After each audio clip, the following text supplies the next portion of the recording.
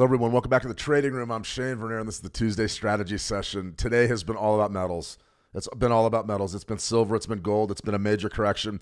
Had an absolutely amazing level come into play for silver. I threw that out on X earlier. Most of you probably missed it. If you're on X, check some of those ideas out over at ShaneV_Trader, and then also on our How to Trade feed there on X. But I got to tell you, I mean, this is a major correction. We talk a lot about retail traders typically taking it on the chin. Today, the retail longs are getting hurt very badly, and we're going to talk a little bit about the psychology of cutting off losing trades and understanding that no matter how much money you have, unless you're Soros or Warren Buffett or one of the big quantum fund people, Larry Fink, I have to tell you that you can't ride out a downturn like this. A single day right now, I'm watching spot silver trade off at about 7.25%. We were down over 8 earlier today. Gold's off about 5%. Is this normal? Is there any reason for this correction? And I would say that this is one of those things that I would call an occupational hazard. This is why we have stop losses, and this is why we don't let one trade, one position, one idea destroy our trading career. Being long in metals is the right thing to do, no question.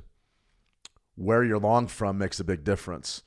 And I'm watching the tote board and I'm just sort of blown away. I haven't seen volatility like this in the commodities markets for a very, very long time. But remember, what goes up must come down. And typically when we come down, we wash out. For me, I wasn't really holding longs in either one of these positions. So my eyes lit up immediately. This is the pullback that we've been waiting for. It really is. So I'm giddy, and if you took a loss on gold or silver today, I'm confident it was a measured loss and you didn't lose the ranch. But remember, good trade location on a pullback like this can really set us up, and it can really set the table for some beautiful stuff. So we're going to hit gold and silver here relatively soon. I've got a litany of currency pairs that I want to hit: Euro USD, US dollar, Japanese yen, Great Britain pound, Aussie right off the bat. And then we're going to get into the deeper discussion on what we're trying to look at here for our metals markets, because those aren't going anywhere. This pullback is interesting. It's got me thinking, and there's a lot going on in the markets right now. So welcome back, everybody. If you have any questions at all, be sure to ask them today. It's a Tuesday strategy session. Yes, sir. Good to see you. Yes, sir. Welcome. Bible Tales for Kids. Hi, Shane. It's Bobby Bob. I love Psychology Day. Well, we're going to talk a little psychology, Bobby. If you have any questions at all, be sure to ask me, and I'm more than happy to answer. T. Marina, good to see you, T. I'm always welcome. Lead, a pleasure. Andrea Garwal, good to see you. Andrea and Tuku, good to see you guys over in the How to Trade community. Remember, you can join us in a lot of different places. X, LinkedIn, we're all over YouTube. You can hit us up here in the How to Trade trading room as well. It really is up to you. Switch Markets on YouTube is sort of where we'd like you to find us if you're going to find us on YouTube, but that's not a problem. You can pick us up on our feeds, and if we change our broadcast schedule, I'll be sure to tell you where you can find the live streams. We're going to dive into it, though, and I'm going to try to talk slower today, because this is one of those days where I could start talking really fast and lose everybody, because the action, it reminds me when I was a kid. It reminds me of 2011, back during the crude oil markets during Arab Spring, when we were seeing 7-9% moves each and every day for about a good month there, and you were getting limit downs and limit ups, and it was just a lot of fun. This right here, we don't see these moves like we're seeing at silver very often. So let me see. Antonio, Shane, Professor, do you take 920 questions today? Absolutely. We're going to actually look at the 920 for natural gas and outline maybe a potential entry point. I still love it to the long. We are pulling back just a little bit in gas today, but that shouldn't surprise anybody after the big move yesterday. Tina, good to see you. Tina, welcome. Dave F19, always a pleasure, guys. Everybody that joins every day. I'm confident that we're going to get something done really, really, I won't say special this week, but boy, I mean, I got a good feeling. I've got a good feeling. Ivy, hi, Shane. I've taken a long break from trading. Seems like I came back at a worse time for gold. You came back at the best time for gold, Ivy, and I'm going to explain why. And I'm not just saying, oh, it's a teaser. I'm not trying to tease anybody here. We've got some levels, and I think that we're going to be able to do some business. And I'm excited about that. I really am. All right. Okay, let's go ahead. Let's start off with our Forex pairs. These are the hot ones today. These are the ones that everybody seems to be trading. Let's start off with the Euro USD. Everybody's always trading the Euro USD, so this isn't a real big surprise to me. We got a bit of an echo here, I'm sure. All right, here we go. That should fix the problem. What I'm thinking here, as far as the Euro USD goes, is you're certainly pulling back a little bit on the U.S. dollar strength, at least over the past several days. Now, what we've had here is you could say it's sort of a decent trend that's begun, back in middle of September. Dollar's showing a little bit of strength, okay? And now we're starting to come off again, maybe form another leg down. We could almost put an Elliott wave count on that. I'm going to save that for another time because we have bigger fish to fry. But the level that I would be, that I'm curious about right here is this daily 78% level right here, this retracement right around, 115, 115.83, 115.85, somewhere down in there. That's a pretty good zone. So if we do, in fact, establish trade beneath 116 even, which really seems to be the downside support level everybody's bidding right now, I don't expect that to hold. I think we're going to come down a little bit lower. The 78% could be very good. This is a trade, though. This isn't a position. We're going to talk about positions when it comes to the metals markets. This would be a trade. So, I'm going to be looking at 115.89s probably. I'm looking for that bounce right back up over 116, maybe for 15 or 20 pips, something like that. Very conservative. I'm not convinced at all that we're even close to picking a direction on the Euro USD. I really am a believer that going against the U.S. dollar is the way to play the rest of this year, but we've got to see more evidence. We're not seeing the evidence. The dollar's hanging in there against the majors right now. There's a lot of reasons for that. A lot of them are speculation, and we've got so many markets to hit. We're going to save those for another time. Unless you want to ask about them, then go ahead and ask. Dollar yen, I was asked earlier today. Gordon Williams wanted to look at the dollar yen. He goes, Shane, we got to look at the yen. And I said, yeah, we do. Right here, you get a good monthly chart. And you can see sort of the nice move up. This 62% right here, sort of an interesting zone. Now, a lot of folks look at what we do with Fibonacci's. And I've sort of given you my approach over the years. Most recent spike to spike, that's what I really like on short time frames, even on longer time frames. That really seems to help me. But remember, you can always go with what I call an important range. That's time-based, or it's this is a time-based range. Bottom line is this. So I go time-based or spike to spike and wave counts. We're going to leave wave counts for some other time because it's sort of, we have to talk a little bit about Elliott wave in that respect. But what we have here is really a beautiful time-based range. You've got your January 1st, and then we've just been bearish. And then what happened here, you sort of had that tariff panic of early April. We talk about it every day because it really was the biggest move of the year, pretty much, across the markets. That was the biggest single sort of panic that we've had this year. And it's good not to have too many panics. We're seeing some of the metals markets right now, though. Nice big pullback, though. So what does that represent? Represents your yearly range. We've traded inside of January and April's range for the past 1, 2, 3, 4, 5, almost 6 months. So that tells us that our levels here on this Fibonacci retracement sequence, based on our yearly range to date, they're incredibly relevant and they're very important. So you got to sort of have an eye on them. Now, if you don't want to trade them, that's fine. We'll put trade ideas out and we can do all this stuff. But as far as the yen goes, so we got a macro level right there, 62%, right around 150, 167.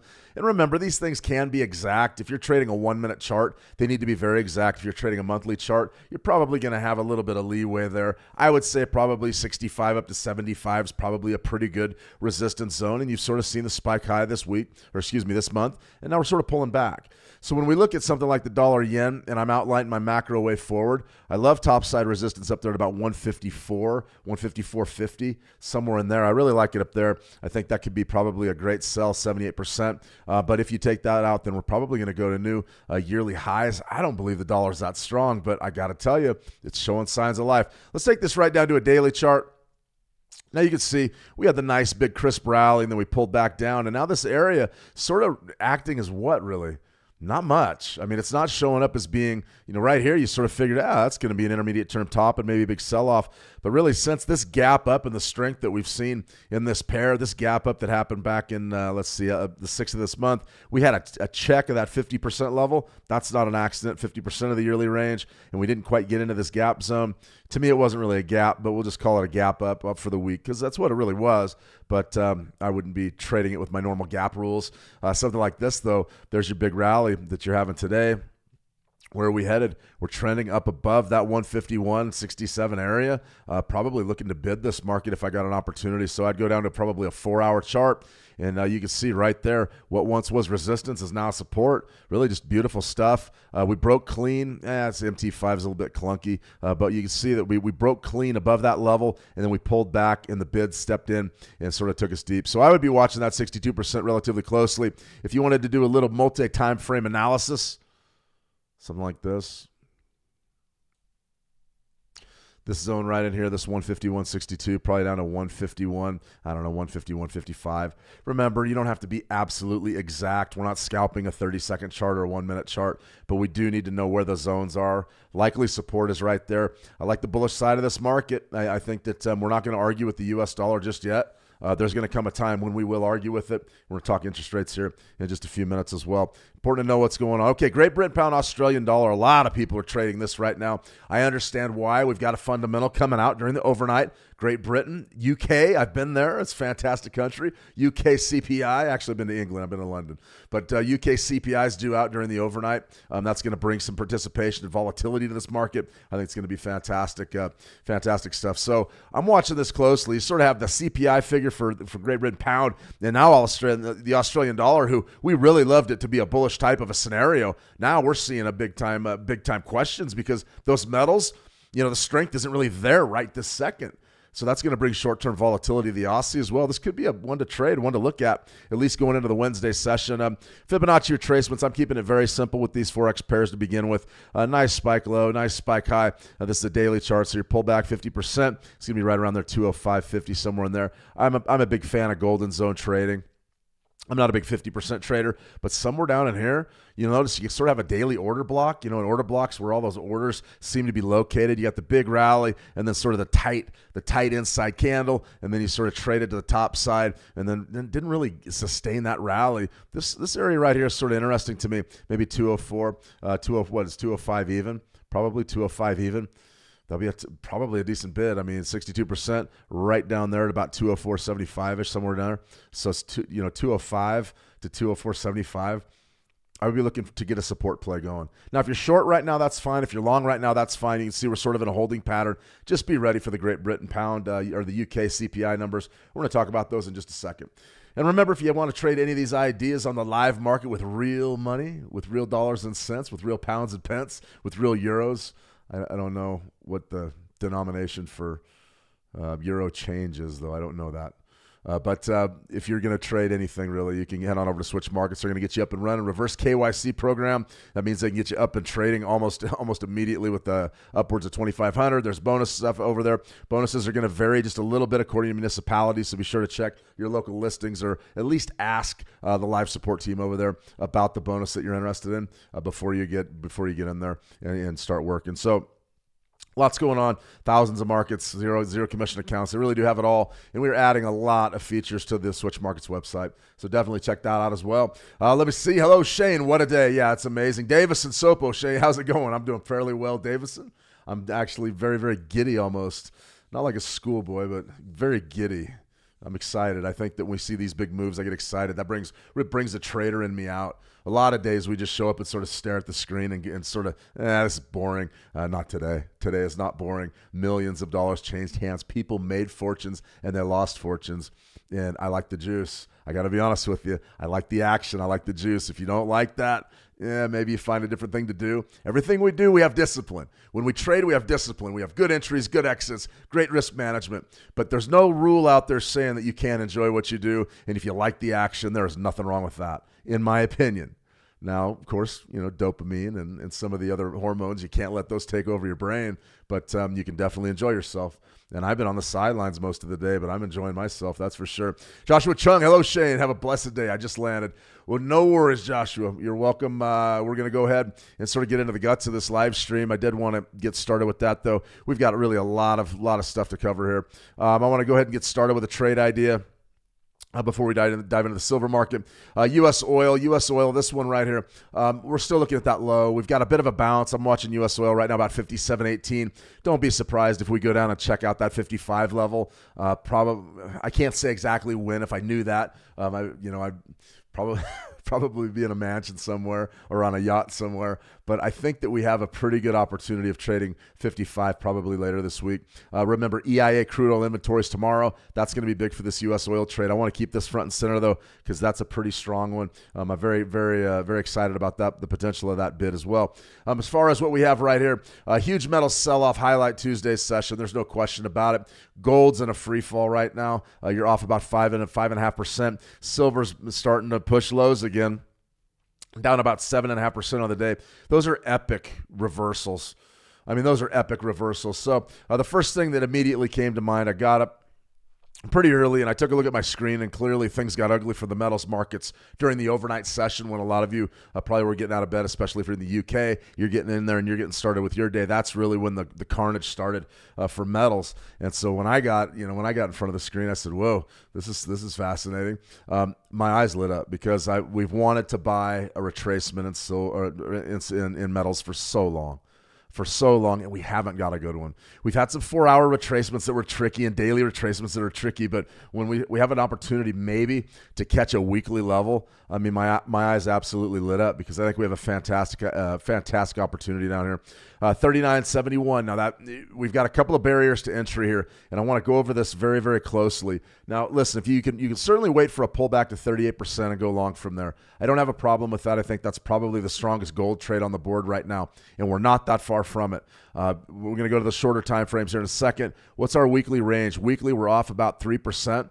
Okay, something like that. So today's loss is not horrible, but a complete reversal over the past 48 hours. That level right there could be one that we're looking at for a while. We have an opportunity potentially, maybe the weekly high is in. We've got CPI coming later in the week. I think we're going to have an opportunity to trade this thing, and I'm excited for it. 39.71. So we've got our entry point's going to be somewhere up around 77.50. That's where I put it. I wanted to be sure that I was aggressive. But here's the conundrum, and here's a really, really tough thing that we always have to deal with as traders. Okay, we've got a key level there. There's no doubt in my mind that 4,000 is going to draw bidders. None. When we get a pullback right around 4,000, we're going to draw bidders. Now, the question is do they hold? Can they defend 4,000? Is it just a real short-term bump, and then we continue down before we base out? I could definitely see this market basing out somewhere around our 38% level. We could definitely wash 4,000 out, wash a lot of the retail longs that are still holding on from up here, and then look to maybe get long with a position. That's sort of what I'm thinking. You say, Shane, what do you scalp your one-to-one ratios, your tight risk management. You want to always make sure that you're covered. You like to be conservative with your profit targets. You don't take positions because you don't like sticking your neck out there. And I don't. I don't believe that you have to be right about much of anything to make money trading. That sounds like the stupidest thing you've ever heard. You do not have to be right. Believe me, it's true.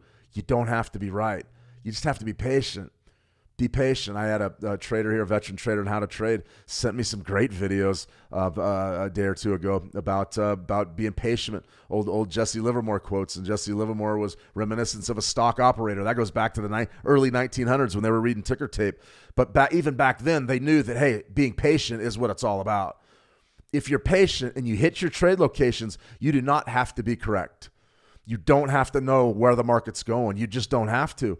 You could say, okay, well, I bought gold at a discount. We know that the trend's up, the long-term trend's up, the intermediate-term trend's up. All the underpinnings of the market say we're going higher. It'd be hard to lose money buying down there. It really would be. The only way that you could really lose money is buying 39.75s thinking that we're going to go to 5,000 or 10,000 and just holding, and then getting stopped out of a trade when that vibration gets a little bit tough, when the market dynamics, short-term sentiment changes. We call that noise, getting stopped out when we should still be in the market. So I don't stick my head out there very long. I think that you could get an intermediate term low right there, meaning if we get a shot at this area this week, potentially going into November, you may have called. You really may have called it like a 3-month low. It is possible. It really is possible. So I'm watching that closely. I think that may be one of those 90-day trades that people just take and they go, yeah, I think we may get a shot at 5,000 from there potentially. Personally, that's not my style. I like to just nail that entry, get in and get out. In this trade right here, you can see at the trade idea, it's worth about 3,400 pips, something like that. I mean, you can see the spread right now on this spot gold is just, it's all over the place, everywhere from 110 pips to 50 pips to 60 pips. You got to be very careful doing this on the spot market. So be sure that you reduce your leverage if you're going to trade right now. Extremely volatile. Spreads are all over the place. Reduce your leverage. These types of trades that are, big profit targets, big stop losses, you're probably going to be, I always say 1 to 3 to 5%. I mean, if you take a 5% trade with that big of a stop loss, you're going for it. So definitely take a look at our trade idea. I typically design those with sort of a 1-to-1 idea involved here. So like if we're going for, say, I believe the profit target is back up at 4,016, something like that. So you're looking at $30-something, I think, was the approach, or excuse me, the profit target, the next level. So $30-something beneath. Basically, your stop loss is going to be somewhere beneath 39.50. I would watch it manually. And if it breaks clean through 39.50, then you kind of got to run for the hills. But if it's sort of slow and stagnant and you get a bounce off of 39.50, then you may be able to stick and wait and see what happens. That's a big one. I've been waiting for that one for a long time. Now, whether it works or not, we don't know. I know that over time, those types of trades do work. So if you're looking at, taking 10 of these big pullbacks and then getting in on it, you're probably, I got to watch what I say. I can't really say that, but I will say that you're going to win more than 6 of them. I can tell you that. So that's what you're looking at there. Let me see. Mullet, will we talk about the SPY? Yeah, we can get on over to the SPY as well. I'll definitely want to check in on that. Remind me if I forget about it by the end of the stream. But we do have some other stuff. This is really the one, though. This is the one we had on X earlier, and this is beautiful stuff. This is a weekly chart. This is exactly what we're looking for out of gold. There was a lot of bidders in silver. There was a lot of bidders sitting right there at 47.81 to really put a Band-Aid on what was an absolute free fall today. This is the weekly chart. You're off about 6.75%. That area right there was absolutely fabulous. So let's go down to the 30-minute chart, and you see exactly what happened. It just doesn't get any better than that. You go right down there, you hit it, you hit that 38% on the weekly chart, and then you get the bounce. Now you're starting to come back down. Is that worth a secondary buy? I think you could probably scalp it, but here's where you have to be careful. You're fighting a very, very stiff downtrend here in silver. If you when you wipe out that daily low, if you hit that right beneath 38%, you're going to crash. You're going to keep going because listen, right now there's a major commitment here, and you can see it by the volumes in the market. Now, these are spot volumes, so don't get too carried away by thinking they're gospel, but okay, we know that a tremendous amount of action came in right over this 90-minute period. Now, there was a lot of selling here. There was still net selling here. Take a look at this. The red down here means what? Your volume, you had net selling. That's right on our test. But as soon as that resided, what happened? Volume started dropping off a little bit. Couple positive candles. That's very common around key levels. Big time retracement zones, big round numbers. You'll see everything spike to drive the number to that zone. And then what happens? Everybody wants to, okay, let's just wait and see what happens. The longs are still holding their longs, and the shorts don't really want to fight with that level just yet again. So what's likely to happen under here? You're likely to see some more red. I mean, I could change my, I can almost predict this, but let's go ahead and just change this to a red so I can sort of get the point across. What do you think is likely to happen if we take out this low in the next 90 minutes? You're probably going to see some of this stuff. You're probably going to see elevated volumes and a couple of big red candles. Watching silver closely. Would you want to be long or short right now? From this area, I probably would want to be long. Even though you're fighting a vicious trend, a wicked trend, at least I know where I have to get out at, and it's right beneath the daily low. So that's a 30-minute chart. That's a little bit of an intraday look. It's sort of my playbook going deeper into this session with silver. We should see the volumes really dry up for the rest of the day. I mean, the hot and heavy stuff should be about done. But if you wash out that low late in the day, late in the session, boom, boom, shakalaka. We could go very, very low very, very quickly. So I definitely want to stress that. Let me see. Ahmed, Japanese, let's see. Nikkei 225, absolutely. So we'll go SPY and Nikkei. Any other questions? Any other markets at all? I'm more than happy to cover those. As far as what are we looking at here? This one I definitely wanted to show you that this is a good look at the 920 trade that we had on natural gas that developed yesterday. Just a gap up, an absolute freight train gap up. The trades here are very simple. This is a daily chart, so this would be a swing trade. You're looking at when the 9 EMA crosses over the 20 EMA, you're going to get that big gold bar. This is our coded 920 strategy. Check out the YouTube video over on how to trade calm. And you can certainly get the entire tutorial. Those of you that join the streams every day, and there's a lot of you out there, and I really do appreciate it. I really do. If you guys need anything special, you can be sure to reach out to me over at How to Trade, and I will answer any question you want. It's my pleasure. I'm leaning more and more on the 920 these days. Been doing some back testing, been doing some looking. I don't really believe a whole heck of a lot in back testing. You need to do it to figure out what your strategy does, how it functions.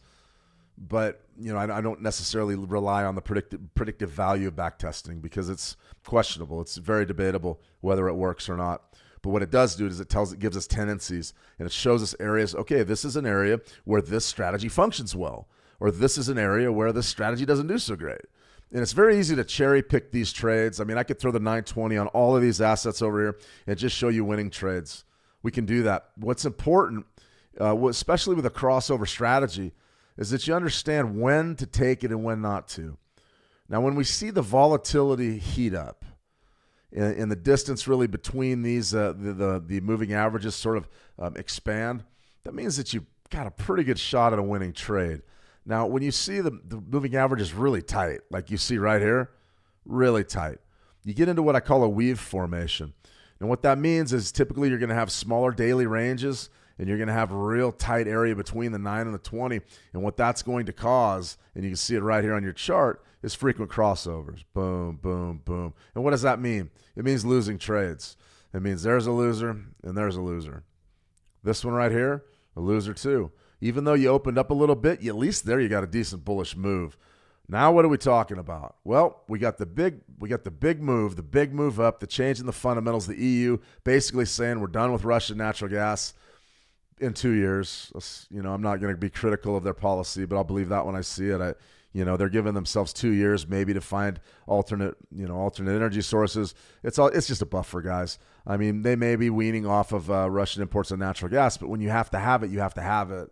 That's just sort of the way it is. So this right here is fascinating to me. This is a great 920 trade that I really think that you're going to go up and test the June's highs. What is that going to be, your 6-month highs or so, right around 4035. Now, what I did want to show you is something I didn't yesterday on the natural gas, or I may have. It was something like this. So Russia-Ukraine, there's the top of the Russia-Ukraine, and there was just sort of the bottoms down around 150. I mean, remember, we thought that everybody was pretty much going to put their back against two even, and that washed down right down to 150, and now you sort of bounced up, and we hit our 38% perfect. I got a hunch that we're going back to 38%, but I think a more conservative view of this market gives you June's high, and there's still some decent money there. So if you're a natural gas trader, take what I said with a grain of salt. If you're a profitable one, if you like natural gas, but you're sort of struggling getting some consistency, this is a fascinating trade. This is fascinating to me. We're up again today after the big move yesterday. Does this market ever pull back, or do we run to June's high? I got a hunch that we may just run to June's high. So you got to do what you got to do as a trader. Still a lot of meat on the bone, though. If you just drag down, just real quick, guys, and then we'll get on to the markets you want to look at and some of our fundamentals. Even if your target is somewhere up here in June's high and your stop loss is conventional beneath that swing low, I mean, you're still looking at better than an even money risk versus reward. That's pretty good. That's pretty good. Now, if you want it to be a little bit tighter and stingy, I don't really have a problem with doing this. You're above sort of this big move up, or excuse me, you're beneath Monday's low, which is going to be a big technical area. If we reverse past that, then you're probably going to go down and wipe out that swing low beneath 3 and then get momentum down there. So if you can move that up, you can make your R&R 2 to or 1 to 2, 2 to 1. 2 to 1 payoff, 1 to 2 risk versus reward. I don't know. I'm watching that closely. I mean, the safer thing to do is probably just to assign the larger stop loss. But is the move possible up to 4? Absolutely. Fall winter seasonality, bullish. Also, you're seeing all the grumbling out of the AI sector. That's bullish for natural gas. You got to have energy to power these AI data centers, right? Natural gas is supposed to be a big part of that. Nuclear will come online and take care of most of it. In the short run, natural gas is there's a lot of pressure on natural gas for electricity. So this is fascinating stuff. I'm watching this. Gas has been sort of my nemesis over the years, natural gas. I don't scalp it and I don't intraday trade it. But a position like this looks to me to be pretty good. And we have a lot of prima facie evidence that gives us a way into this market long with good risk parameters. You know, maybe a shot at the 1 to 2 risk versus reward there. Could be pretty good. So we're going to watch that relatively closely. Let me see. Lebo, good day. Let me see. Good day once again. Yeah, I'm happy. We're above ground. We feel pretty good about it. Let me see Antonio. Good to see Antonio. How do we get a hold of you on how to trade? Sorry, I know you've answered this previously. Yeah, I get this question a lot. The best thing to do is you go over to how to trade. You create your account. You log in. And what you're going to do is send me a private message. So there's a couple of ways to do that. I could probably just show you. But so over to how to trade, you just go up and click on my picture. That's what you would do. Just go ahead and give it a click. And then once you click on my profile, then you'll have the ability to send me a message. There should be a little message prompt there. I think that'll pretty much get you there. So you can send me one, and I'm more than happy to reply. I try to get back to you guys in short order. It's just a lot of times I get real busy during the day, and it may have to wait a few hours. Or if it's on the weekend, it's probably going to wait till Monday. That's for sure. All right, and with the time zones, I know it's a challenge. So that's a good look at our gold and silver markets. As far as week 43, it's quiet today. That's why we're doing a strategy session. Wednesday, EIA crude oil inventories. It's going to move the crude oil market. I think we could get our run at 55 then. I think that's a big level. Thursday, weekly jobless claims, maybe being released. We're not necessarily certain yet. U.S. government shutdown, still the big news. We're going to cover our news here in a second, but U.S. CPI is the red letter event for this week. That's Friday. 10 minutes before the release, 6:20 a.m. my time, 8:20 a.m. Eastern. Be sure to tune in. We'll have all the action for you live. It's an early morning for me, but it should be a lot of fun. I can't wait to see these numbers. This is going to shake the markets up big, and I think it ought to be a lot of fun, so be sure to join us then. We'll have some key levels, some analysis. We'll talk CPI and exactly what it is and why it's important. News of the day, well, this is basically it. This is all I could find was Canadian CPI, and then remember, each country sort of figures out CPI a little bit different. It figures it out a little bit different. So I wouldn't stress too much if you don't understand the difference between Canadian CPI and the United States. We're not economists. We're traders. So that right there, you can see all these different variations of CPI, common CPI, median CPI, trimmed CPI. I genuinely don't know what they are. Median CPI, I guess that's some sort of average or mean value of what? I don't know. Something like this, though, the CPI level, we really expected it to go down. The previous month was negative 0.1%. We were expecting negative 0.1%, and we got 0.1. That's interesting to me because what you've had here is sort of a downturn in energy prices. And as those energy prices come down, especially crude oil, when we're talking about going down from the 60s and trading down to the mid-50s somewhere, that's a significant drop in crude oil prices. That should take the pressure off of CPI, and it did not. So I'm watching that closely up in Canada. I think that's an interesting one. And if you're trading the loonie today, you probably got a little bit of action on that. We can go ahead and look at the loonie here relatively quickly, just with regards to our daily 920. But something like this, you can see there's your bullish trend. There's your breakout right there back on the 23rd of September, and it's just been an absolutely great trade. You'll notice one thing that I do want to stress is this is sort of the weave formation that I just talked about. There's a sell that's a loser. There's a buy that did okay, but really wasn't what we were looking for. There's another sell that's a loser. And this moving average, boy, when they flatten out and you get the frequent crossovers, it's trouble. What happened in early September, though? Labor Day. That right there? Labor Day. There was very little volume in the market right there. And then you started to see volume sort of flatline. And now we see business picking up. And what do you have? There's your signal, and this essentially is what you're looking for. You're looking for a break, those moving averages to widen out, and you can start to see the volumes creep in. This was a nice big green candle there. This is fascinating to me. They're sort of flatlining right on that 9. interesting stuff. I think it's, you're still in great shape. If you're long from down here, you're still in pretty good shape. But did we get any huge action today out of CPI? No, we didn't. But you'll notice that the daily price bar traded both sides of the previous day. So that's a signal of indecision. It's not necessarily a doji. It's really not a doji. I see these types of things where we trade, I guess you'd call it an engulfing pattern, an engulfing bar, where you trade both sides of the previous candle. I always say that's extreme indecision unless we just see a head fake beneath or maybe above and then a big negative, or below and then a big positive. But we're not seeing that. We are sort of settling into maybe a doji for the day. And when you trade both sides of the previous day's range and end in the middle, that means nobody knows what the heck's going on. And your CPI figure probably had a lot to do with that. So definitely keep an eye on those types of formations if you're interested in patterns, chart patterns, things like that. Okay, what's going on in the news? Not much. I mean, honestly, there's the government shutdown is dominating sentiment right now. Will the government reopen today? There's another vote. Yesterday, I believe they failed for the 11th or 12th or 13th time. We really don't know when the government's going to reopen. We know that if this keeps happening, Trump's approval edges up. If it keeps going up during the shutdown, then the Democrats are probably going to fire the government back up. I would think this whole thing's just a political ruse, in my opinion. What has the government really, what does it mean for us long term? A lot of people are worried about economic downturns and unemployment. Our unemployment numbers are going to look horrible because people are losing their jobs because of this shutdown, and we've got to be very, very careful with what we think about the unemployment numbers when they do drop. There should be dreadful. This should be dreadful. So 8 days to our Fed watch, and that's going to be, a week from tomorrow. We'll have all the FOMC live stuff for you. But you can see we're pricing in a rate cut there to 3.75%, and that's what we're looking to do there. December, sort of the big one we've been looking at all year long. We're thinking that we're going to get another rate cut. We've got about a 94.7% chance that we do get that second consecutive 25 basis point, and then we're already pricing maybe a half a point. So, the interest rate expectations are sort of a, 6 of one, half a dozen of the other. I wouldn't really worry too much about what happens. I believe that we're going to price in, or we're aggressively pricing back-to-back rate cuts.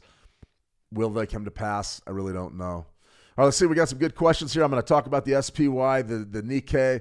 We're going to look at two stocks real quick, and then we'll get to those and probably sign off. I got a good question here. Let me see. Lebo, Bitcoin to me is extremely unstable. I see that it's gone below 112,000. Do you think Bitcoin will recover, and will the decline continue? Yeah, we'll look at Bitcoin as well. I'll give you some thoughts. I've been all over Bitcoin. I think that Bitcoin is probably giving us an opportunity to bid, just like you're seeing out of gold and silver. Absolutely. And what is a God candle? A God candle. I mean, I should know this. I don't know it. There's only a couple rules on this stream, Lebo. If it makes money, it's the right answer. Asking questions is cheaper than losing money. And if I don't know, I'm not going to sit here and BS you or lie to you. I don't know. I don't know what a God candle is. I've heard it. I've heard the phrase. I just don't know what it is. Maybe a quick Google, maybe some AI help, maybe some ChatGPT, give you a chance, see what a God candle is.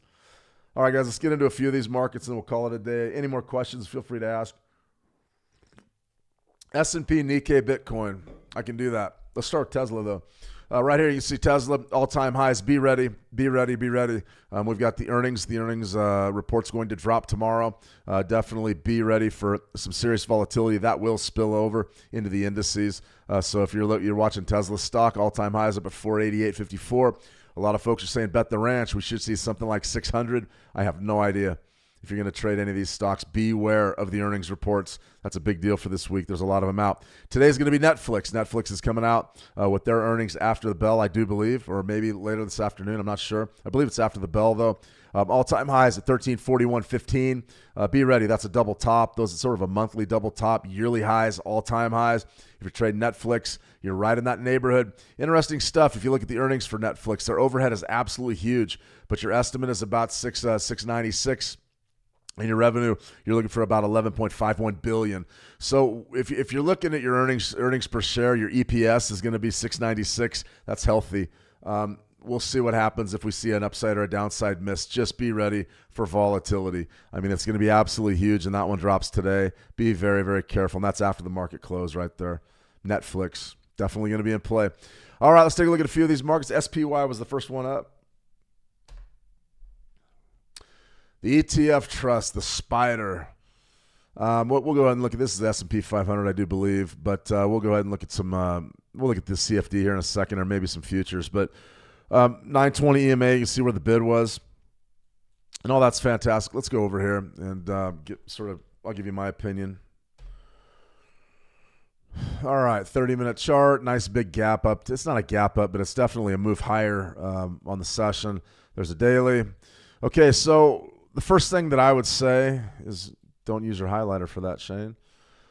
Okay, the first thing that I would say on this one is, Mullet, if you're looking at the SPY, know where your all-time highs are.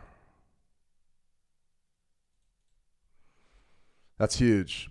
Now, it looks to me like this is just an ETF, so 630, 673, whatever. So what are we trading? The US 500 is about 6,700.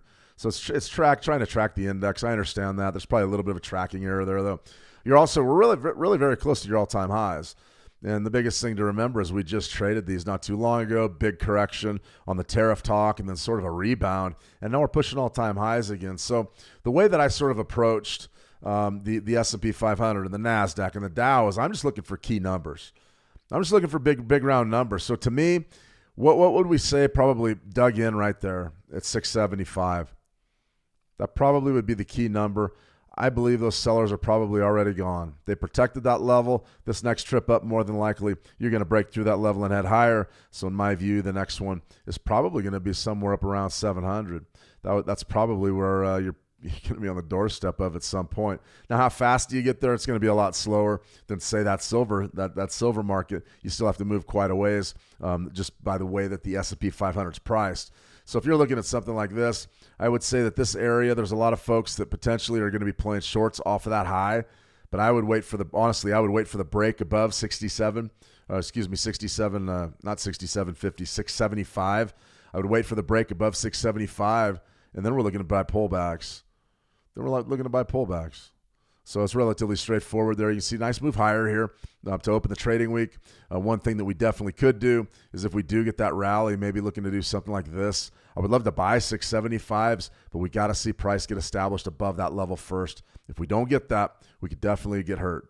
So I would watch maybe a little compression in this zone, but once this area breaks, we're moving higher. Okay, now NASDAQ, let's see. The Nikkei. Nikkei is one of my favorites.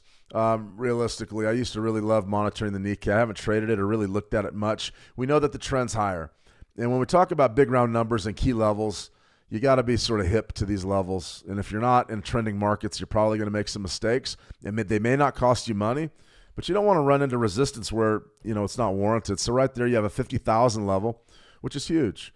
So what do you have really earlier today? 49,965. So I would be looking at 50,000 relatively closely. That's probably top side resistance. It's already held up once. Do you want to get involved? Maybe sell right in front of 50,000 potentially. Let's go down to the short-term time frames here. Take this down to, say, a 30-minute chart. So sort of there's the action, and that's right around my time. That's going to be right a little bit into the Asia Open. So right there is going to be your Tokyo Open, and then sort of probably your mid-session maybe.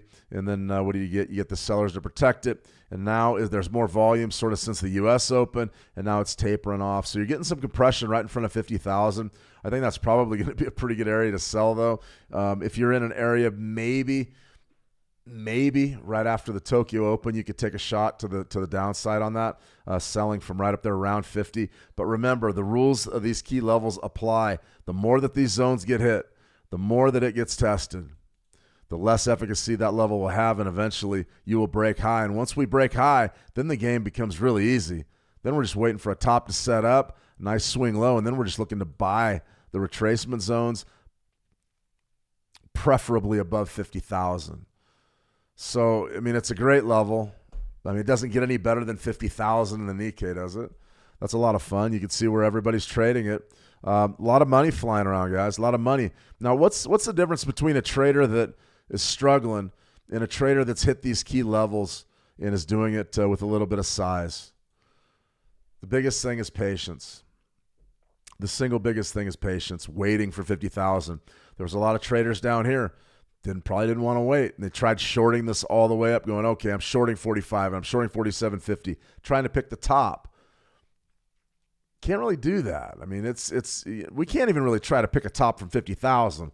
Odds are that level is going to get washed out if in fact we're going to see a reversal. You're probably going to wash 50 out first, knock out all the retail shorts before heading downside. So I'd be watching that closely. To me, it's a great scalp.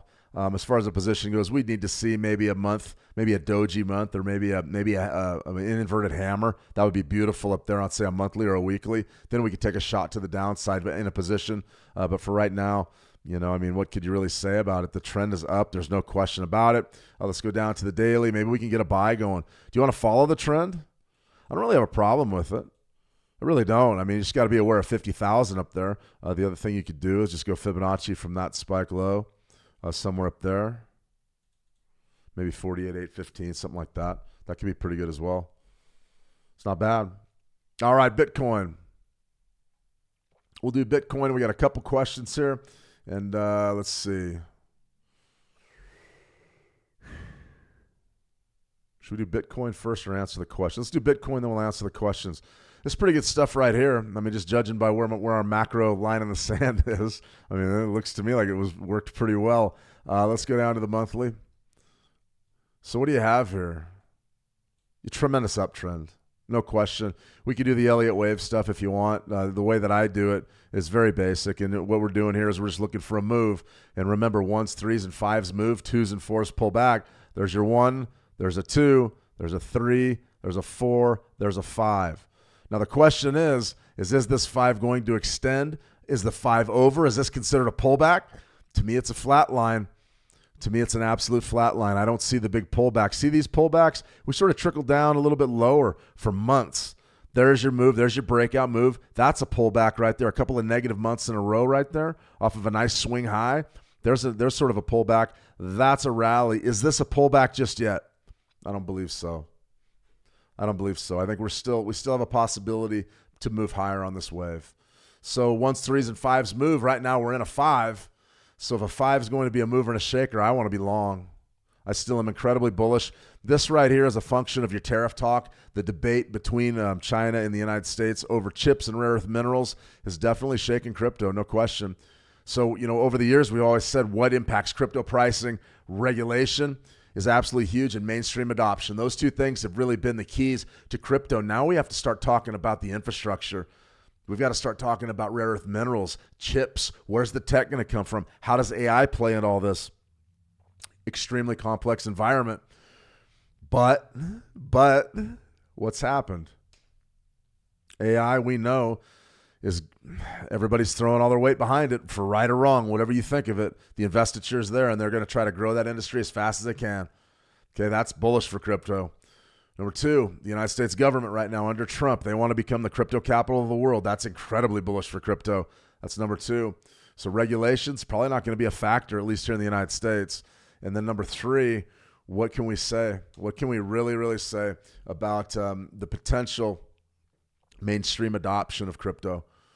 I mean, we're already seeing banks jump into crypto custodialship. Crypto custodialship? I don't know that word. Like I said, I'm a trader. I'm not an English professor, but as far as all the underpinnings say we're going higher. So this pullback right here to 38% was a great opportunity to get long. We had a trade idea out. You could have got stopped out on that one, though. That was pretty hairy. If you were buying it on the cash market, though, it was an easy buy and hold. If it was a derivatives play, that's much harder because you're leveraged. But if it was a cash market, buy and hold, that was a pretty good trade. As far as what we could say about the dailies right now, I mean, the dailies just sort of show it all. Right there was your level. There was your hit. Boom. Could not establish trade down there. Broke right back up above it. Ground higher accumulated over 4 days. So what did you have right here? Notice our volumes are increasing, right, as the sell-off develops. The big volume, we challenge that level, big volumes. And then look, what happens? The volume dies down. Now it's growing again. The volume's starting to grow, but in a bullish fashion. That's what we would call accumulation. It's pretty good stuff, really. I mean, it's a hell of a bullish trade. So I'm bullish Bitcoin. I don't really see much problem with it at all. I see a tremendous top side. We were fairly accurate on the top side call of 125. I'm still formulating what I think 2026 is going to bring for crypto and Bitcoin in particular. But, for me, it's not really a question of 125 anymore. It's more of a question of 150, 175, or 200. But that's easy to say when, if you get overextended and all your money's in crypto and you're like, okay, Shane, well, when's it going to get there? And that I can't tell you because I just don't know. So I hope that helps, Lebo. Let's see. Antonio, I often use the 920 on the 30-minute chart. When the breakout candle closes high above the 9 EMA, I sometimes fail in calculating properly the retracement point of entry. Suggestion, please. Yeah, we'll look at that one. Bill R, gold is setting up. Let me see. What about IBIT? I don't know. I'll have to look at IBIT. Okay, we'll cover those questions. I'll show you here in a second, Antonio, what I would do to the retracements. I'll give you a couple entry ideas for the 920. I think they're pretty important. They're very easy, though. They're not hard. And then I'll look at IBIT. Bill, absolutely. Lebo, is there a way to place the perfect stop loss in the event there's a temporary reversal before the trade shoots up? No, there's no such thing as a perfect stop loss. There really isn't. If you're going to be a trader, you kind of have to be arrogant in a lot of ways. I try to keep my own ego and things out of these streams. I really do. Sometimes some of the things I say come across as being like, oh, yeah, he's really cocky. I'm not really. I've been not humiliated, but I've been checked so many times in losing trades that I have a pretty good idea of what I'm dealing with. For me, I know my tendencies. Things go really well for a long time, and then they sort of get rough, and then they pick back up again. But your stop losses, if you're going to take pride in any one thing you do well, setting your stop loss should be it. And for me, I show you guys exactly where we put the stop losses in on the trade ideas and all of that stuff. As far as my own personal trading, I'm more of a mental stop loss person, especially if I'm in front of the computer. I don't necessarily like having my order in there just in case things get touchy down around my stop loss and it gets hit and then it bounces way up. I don't like doing that, but if I'm not in front of the computer, then I have to have orders in the queue. Or if we're trading like a CPI or an NFP, you have to have orders in the queue so you make sure that you cut that thing off and get out. Now, your stop loss location, there is no perfect one, but be smart about what you do. So that you can place stop losses in a million different ways. You can use market structure, which is what a lot of people do, most people do. You can use finite pip counts, finite tick counts. That's cool too. For the longest time when I was trading crude oil futures, I used an 8-tick stop loss no matter what. Didn't care what the trade was. It was 8 ticks. I was 8 to an 8. Okay. I found that it's not that easy. Usually you have to set a stop loss that reflects what's happening in the market. So let's say I use an 8-tick stop loss for a crude oil trade that's based on sort of a 30-minute chart with the ebbs and flows of the market, and my ranges are like 70 or 80 ticks, really volatile period. My 8 ticks doesn't mean anything. So that's a great question. There is no real way to set a perfect stop loss. There really isn't. You've got to set one that works for your profitability. So when we set them, it's typically a 1-to-1. I feel pretty good about them.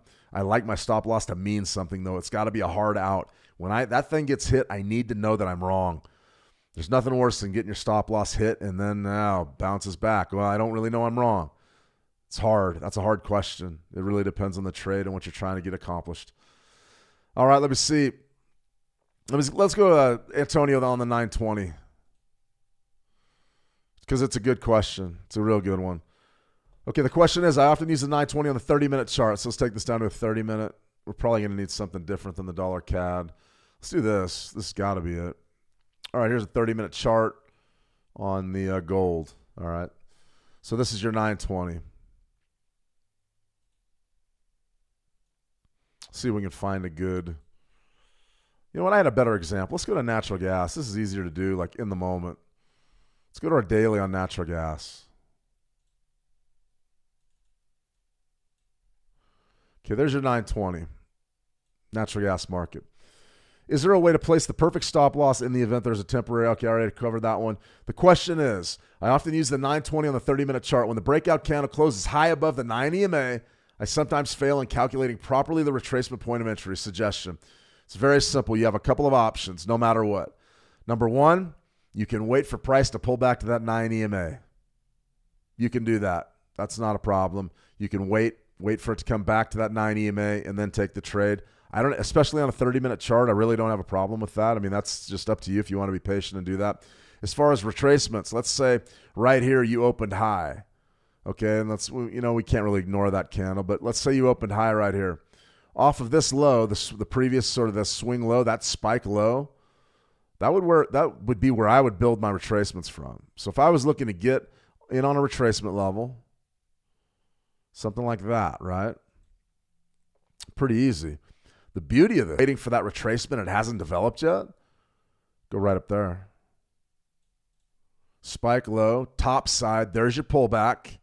So you've got a 9 EMA down here, 50. You've got a 38% buy at 33.17. Pretty good stuff. You got a deep retracement down here at 302. Could be a great trade. The only risk you run waiting for these things to pull back is you may not get it.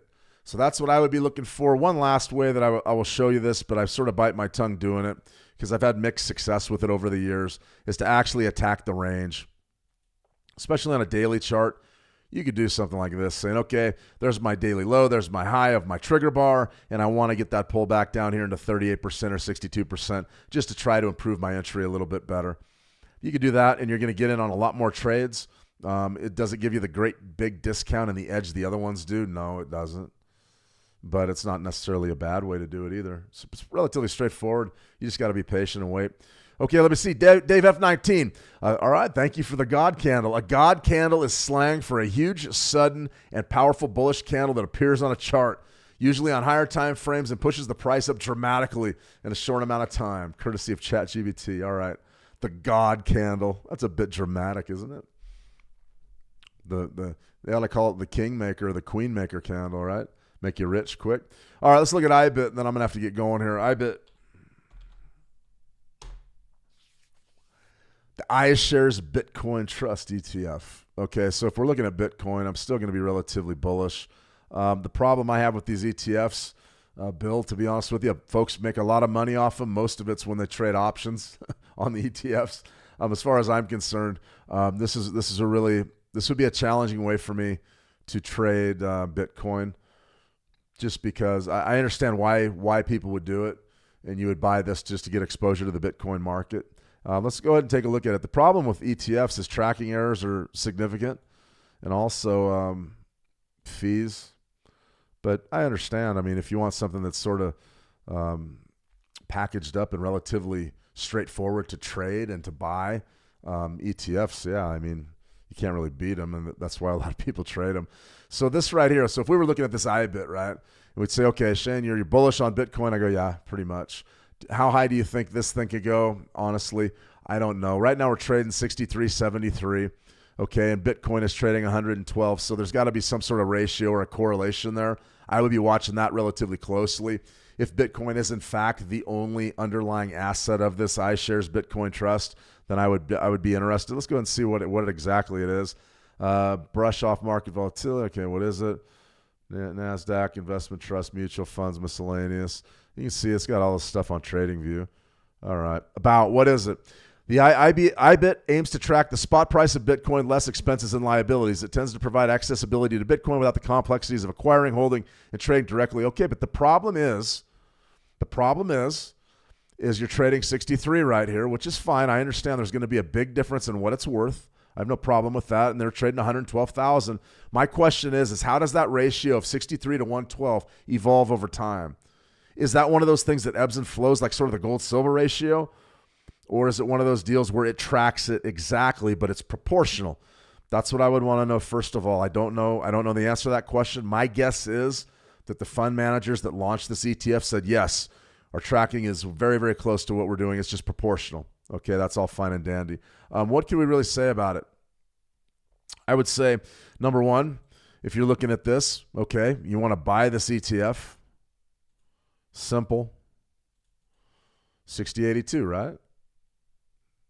Relatively straightforward. 38%. Really any reason to buy pullbacks and get long, you have to believe in the growth of this ETF if you believe in the growth of Bitcoin. My only question for this ETF is it saturated already? Is the easy money sort of already gone right after the launch, and then the launch and the compression, then the huge breaks? What happens to the price of this ETF when Bitcoin goes to 150 or 175. Do you only get like a $10 gain, something like that?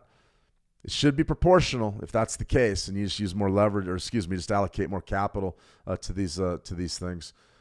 As far as trading not futures, but options on something like this, I could see with the tracking error where you could really run into problems doing that. That's why the options traders are paid so well, the successful ones, because it is hard. It is really hard. Let's see right here. Let's go to Bitcoin. Just curious, monthly chart on Bitcoin. Pretty close.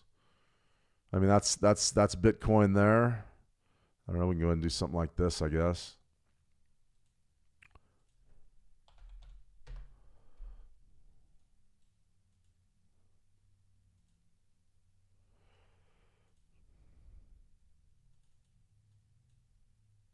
So is it the same, you know?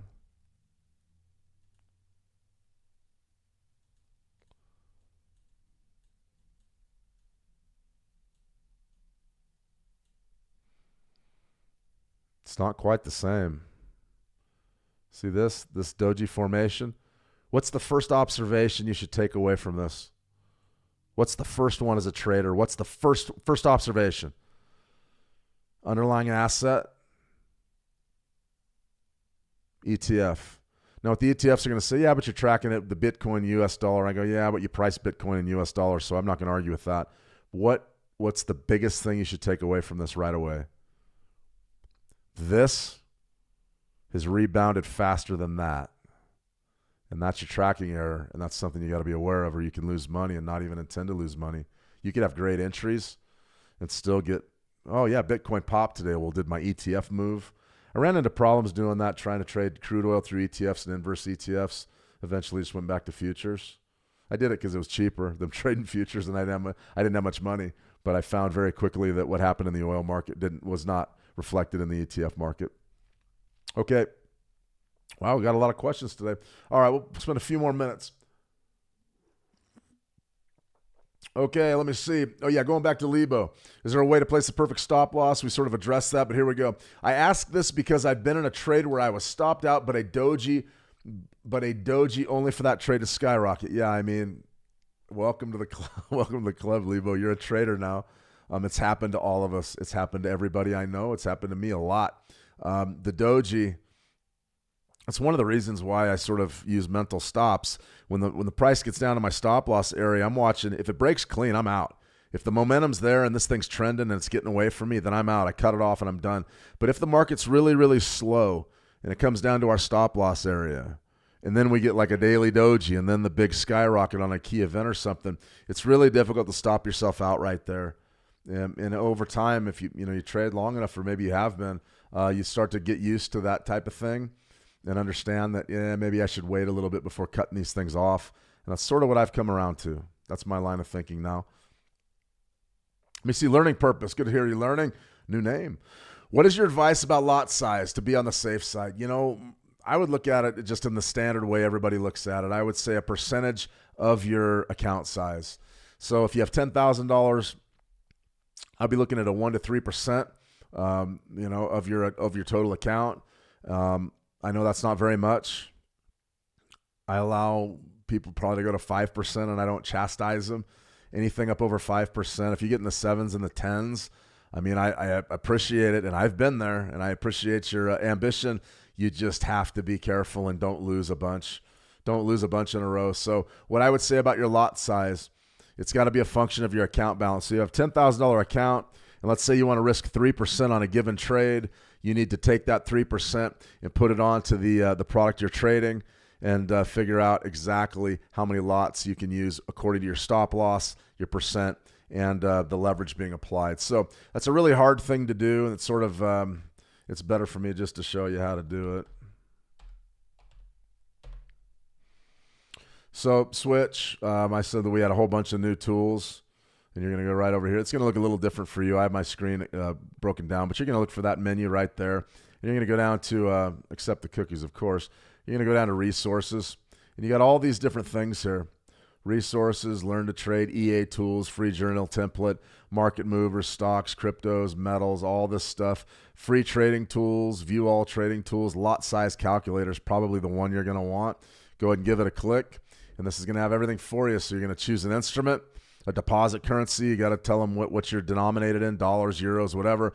Your entry level of your trade, your stop loss level, that's key.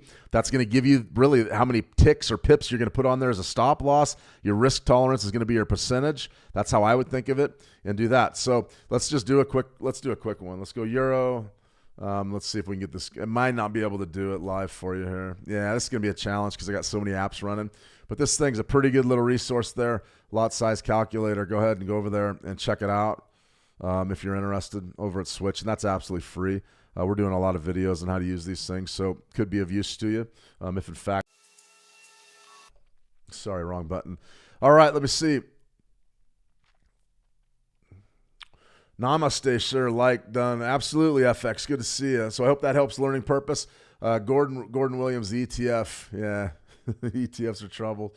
Let me see, Team Marina. But don't some brokers have a delay in real-time market prices to cause that difference between some spot and futures? Yeah, they do, T. If you're going to be trading ETF and spot and futures and things, you need to make sure that you have live data. I don't even know that if I have live data on iShares. I may not. It doesn't really matter, though. If you take a look at the monthly chart, the monthly chart right there, you're going to see the difference. Take a look at it. That'll show you your tracking error almost every time. So be sure to take a look at those things when you're looking for tracking errors. I would run crude oil. Like I was trading an inverse ETF on crude oil, and I would run the price of crude oil next to the ETF, and it just wasn't very good. It just wasn't very good. It wasn't tracking it. And the ETFs are definitely can make a lot of mistakes when they're tracking things. That's how I test it. If that example isn't accurate, don't panic. But that's how I test the tracking errors. Put the charts next to each other. Let's see. But you're absolutely right. Let me see. FX, sir, what is the best risk versus reward ratio in Bitcoin and gold? It's up to what you want to do. I use a 1-to-1 just because I like to win a lot. But if you're an investor, you're going to want 1-to-4s, 1-to-5s, 10x's, 100x's. If you're a short-term trader, most short-term traders are going 1-to-3s, 1-to-4s. I don't do that. I do 1-to-1s, but that's just me. That's pretty much universal, no matter what I'm trading. Let me see, Tina. Where's the video for the lot size calculation? I'm still making it, Tina. I'm sort of behind on the videos. God, I just made one of those. I don't know where that's at. I'll have to look into it. I could have sworn I made it, though. But yeah, we're going to have to do that. I can show you how, but right now on the live stream, it's going to be tough because it's going to be a little bit slow. We could try it, though. Let me just close out all my other applications here.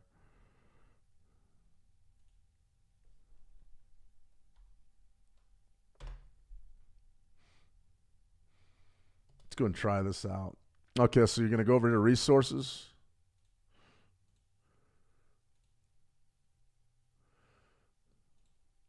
And yours is going to look a little bit different because I do have my screen compressed. So what do we want to do here? Now we want resources. Resources, we want this. You're going to cursor down a lot size calculator. Give it a look. Okay, so this might take us a minute, but let's just try to see if we can do it. Let's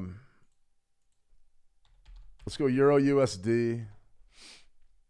Okay, right there. Let's go Euro USD. Deposit currency. I'm going to go ahead and deposit in US dollars. Fill in my entry level. Let's say I want to buy 120s. Okay, my stop loss level, let's say it's going to be 119.75. So that's going to be about 25 pips.